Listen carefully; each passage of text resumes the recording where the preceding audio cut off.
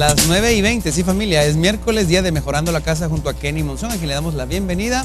¿Cómo estás? ¿Qué tal? ¿Cómo estás? ¿Cómo bien, te va? Gusto saludarte. Con gusto de visitarlos y pues ya de traerles ideas para mejorar su casa. Y hoy vamos a hablar de un tema bien interesante que a la gente le llama mucho la atención y es el tema de cómo la arquitectura puede mejorar tu salud.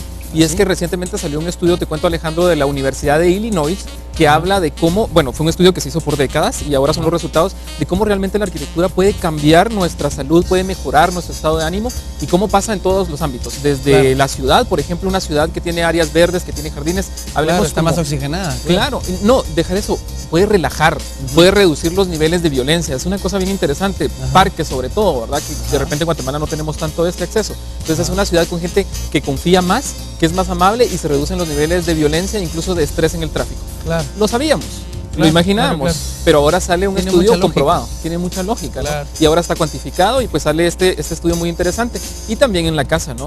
Arquitectura y diseño. Ajá, en todo el contexto de la arquitectura y el diseño, involucrar la naturaleza, es decir, no generar espacios tan artificiales o que tomen en cuenta esa naturaleza, esa cuestión orgánica, sobre todo si está viva. O sea, entonces, lo verde, el agua, madera, todo eso. Sobre todo las plantas, la naturaleza, aparte es ecosostenible, reduce la huella que dejamos en el planeta y nos da beneficios que pues ahora son palpables y que están cuantificados. Por ejemplo, en casa es bien importante, podemos llegar incluso a tener mejor salud si tenemos un área de naturaleza. Dice que una persona que está en recuperación, si está rodeado de naturaleza, puede pues generar defensas a la enfermedad que lo esté atacando. Entonces también habla de este tema y para finalizar pues habla de cuando vas a un vivero. ¿Te ha pasado o no? ¿Qué sentís cuando vas a un vivero? ¿Cuándo fue la última vez que fuiste a un vivero?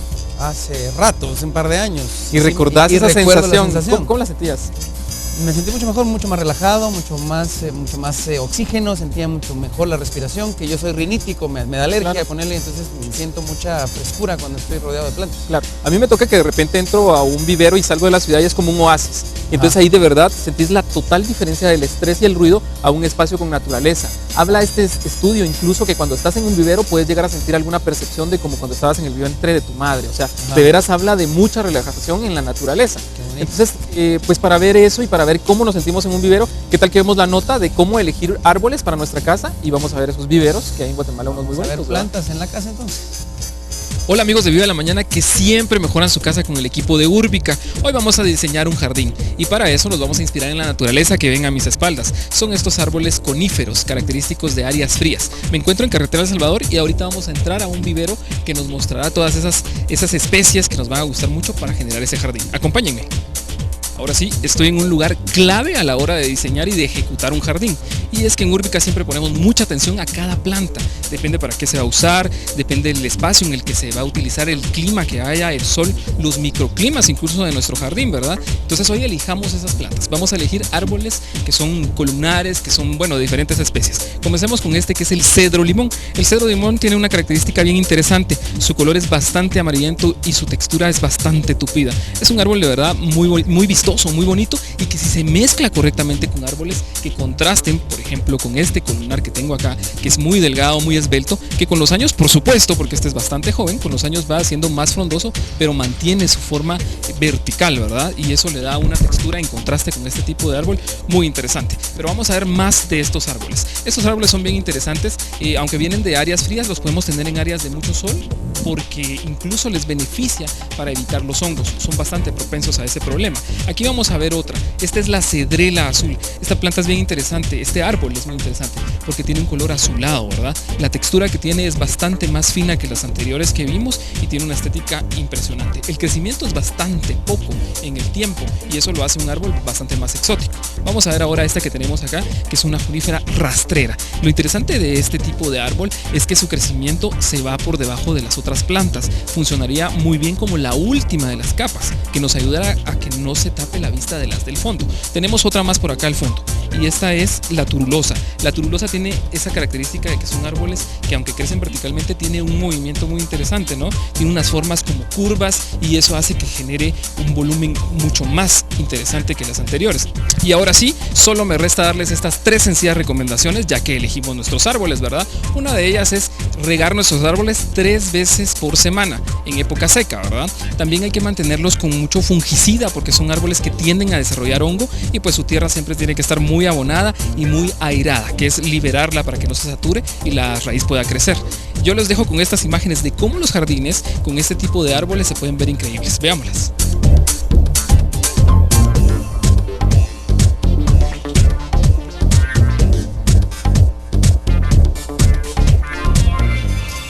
Bueno, ahí solo unas cuantas opciones. Unas cuantas opciones. Esto era para crear un jardín con árboles de las especies coníferas, ¿no? Ajá. Entonces son estos jardines que son muy verticales, que se están usando mucho porque en realidad son de bajo mantenimiento, aunque el crecimiento es lento, y que pueden tener tal vez sí estos árboles un costo un poquito más alto que otros, pero son árboles de verdad con un nivel estético impresionante. Es como 1 centímetro por año. O sea. Claro, depende, porque hay diferentes especies y cada árbol tiene hasta sus hábitos, Claro. porque de verdad son árboles bien interesantes. Algunos son un poquito más Viven delicados. su vida, ¿no? Viven su vida. Viven su vida, claro. ¿no? Y tienen sus actitudes y todo, los vamos a ver. Y ahora veamos unas imágenes para inspirarnos y crear un jardín con diferentes temas, ¿verdad? Por ejemplo Alejandro, que no sé si sería tu jardín, pero este es un jardín formal, le llamamos a este jardín, requiere de mucho mantenimiento, la verdad, si sos una persona muy ocupada. ¿Le llamas formal a eso? Formal, exacto, le llaman formal porque es un jardín de mucho cuidado en sus formas, es un jardín muy bien estructurado, ¿no? No es un jardín que se deja llevar mucho por las formas de la naturaleza, sino que nosotros lo controlamos. Es como Ahí, caprichosón, así a gusto claro.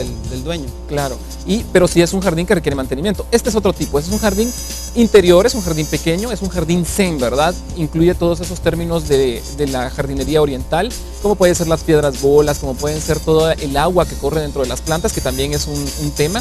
No sé cómo irías vos con este tipo de jardín. Me gusta más. Este me gusta ¿Te gusta más? ¿Vos sos de tener tiempo para un mantenimiento o querías algo? La verdad no tanto, ¿eh? O sea, no yo tanto. quería algo que se mantuviera solo. Que se mantenga solo. Va a estar difícil. O que me aguante para el fin de semana. O sea. Bueno, uno plástico te vamos a poner.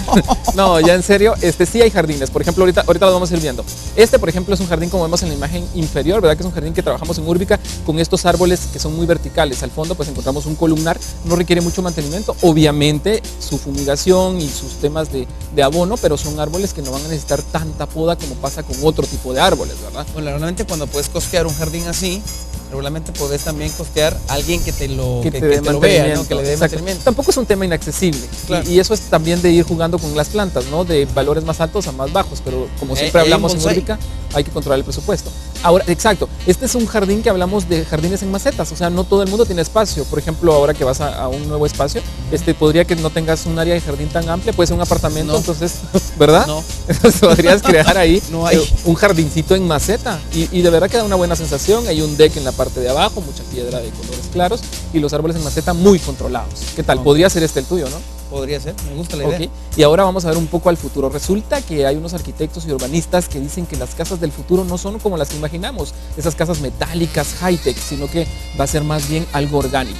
¿Has visto esa disciplina que hace que los árboles se muevan a razón de lo que uno va indicando con alambre, con metal, ¿me entendés? ¿De qué estoy hablando? Como si fuera una especie de ortodoncia, como pasa con los bonsáis o con estas sandías que crecen cuadradas dentro de una caja. Pues este es el principio de estas casas. Según ellos, en el futuro vamos a tener una casa en el árbol, pero esa casa se va a condicionar a las necesidades que tengamos. Y ahí vemos la sección o la parte abierta de la casa, en donde es una casa de 2 niveles, bueno, con un sistema de riego, todo muy interesante, todo muy bien armado. Y la verdad es que es cierto, ¿no? La verdad que el futuro podría estar en los árboles y en la naturaleza. Lo que hoy parece una locura. Definitivamente, ahí está. Ahí está. Sí. Puede que ese sea el futuro, ¿verdad? Exactamente. Déjese asesorar por los expertos. Llame a Kenny o escríbale y pregúntele, pues, qué puede hacer en su espacio. Cuéntele más bien qué espacio tiene, de qué presupuesto dispone, para poder hacer una mejora, pues, considerable en su casa. Que mejore su casa, que mejore su vida y, como decía aquí en el inicio, que mejore hasta su salud. Gracias a la arquitectura y al diseño. Kenny, como siempre. Gracias. A mejorar la casa, mejorar la salud. Salud, saludcita. Saludcita. 9:29, seguimos con más de Viva la Mañana. Vamos a dónde, a la costa.